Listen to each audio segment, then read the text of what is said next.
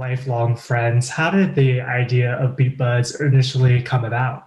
Woo! It's a long story, Boom. as long as our friendship. Yeah, Kevin rules. But it comes down to the fact that Maddie and I had a best friendship prior to music being a part of our lives, and then when we discovered music together, it really cemented our best friendship.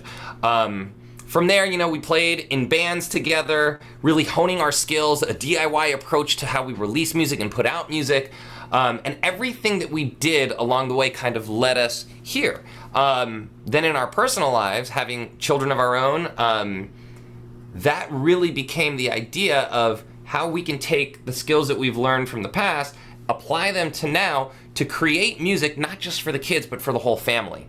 And that was the concept behind the Beat Buds music and how that started.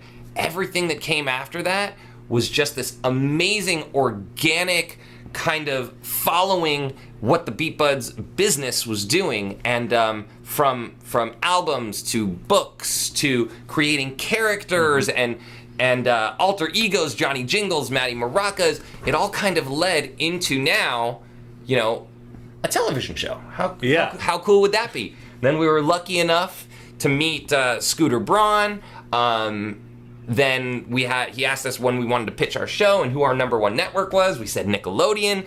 To be able to land that and be where we are today, just a dream come true. Yeah, I'm still pinching myself as a result of how this came about, because there was no plan for this.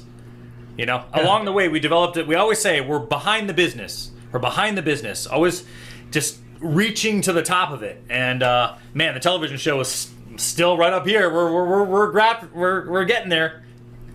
Yeah, how did you guys initially meet Scooter, and how did that collaboration / partnership form? Yeah, well, I mean, once again, another organic process. I think we met him in a class, actually. I think the class that the house class. Yeah, Beat Buds class, because that's what we do. We do classes and birthday parties and special events in the field all the time. I think the class that we were originally going to do was the house. The host couldn't do it, so we moved to another house, and it turns out it was Scooter's house. We didn't really know. We were so happy even before we met Scooter, of the fact that we figured out a way to transition our music career. Because, having kids, you can only do the rock and roll thing for so long. So, yeah, we met up with Scooter. Scooter dug the music from a really organic standpoint. And then he pulled us aside and he said, hey, I got to tell you, I really appreciate what you guys have done here. You've created a business all on your own. But more than that, when my kid's having a meltdown in the car, I can put on your music and everything's all A-okay. So you know what? At the very least, if you need anything, just insight as to how the industry works, different things, let us know. And that approach, I think, was so important, that kind of unassuming approach that made us actually say, hey, maybe there is another level to this. And Scooter was in the fold at that point in time, and if there's anybody that can do it, clearly, it's Scooter Braun. Nickelodeon was your first choice for this series. How did you guys find out the news that you sold the show to them, and how did you celebrate? I love this story because this is actually true. Good question. This is a true story. So we go into Nickelodeon with our team from SBP, our entourage. I guess. James Shannon, Scott Manson, James. integral people within the SB team, and we go to this Nickelodeon meeting. We talk about stuff. We pitch our show. We're sitting at this giant boardroom table. They got craft services over there, and Maddie and I are almost more focused on the amazing craft services than we are on the meeting. And we're musicians. We hadn't eaten for the past 20 years, so So we pitched this show, and it felt surreal because we had people and execs there from some of their biggest show, so it really felt surreal to us that we were even able to do this. And then after it was all done, we get back in the elevator, we're going down, we're there with James and Scott, and they're from the SB team, and we're talking to them, and we're like, okay, so now that we've pitched to our number one network, what's the plan? Do we wait to hear back from them, or do we start pitching other networks right away? And they looked at us and they goes, guys, we sold the show.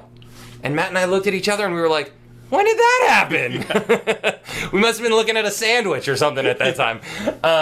But we missed that moment when that happened, and we kick ourselves all the time for missing that moment, because you want to, when something like that happens, you want to cherish it and savor it. And I mean, I would have thought that they would have slapped a contract down in a felt pen and just sign away, and that's the moment. But it doesn't seem like things work that way. No. So it was pretty amazing. It was pretty surreal, and it's a story that we will remember forever and love telling forever, because it's a lot of fun. You both wrote and performed all the music that we're going to hear in this series. If you had to choose one song that you're most excited for your fans to hear, which would it be and why? Oh man, you want to say it at the same time? See if they're the same. I don't know. It's a risk. Okay, let's do it. Yeah, Right, so- one, okay. 2, 3. Get outside and rock! Oh, yes. Yeah, That's the one. That's the one. And it's the final episode. It's the finale. The show is all about us getting to our Beat Bash concert, which is our big concert at the end of the series. And along the way, we're meeting people and friends. And the message of the show is that everyone can be a beat bud. It doesn't discriminate. The show's all about inclusivity and diversity. And that song kind of culminates our relationships that we've made along the way, and the community that we've developed.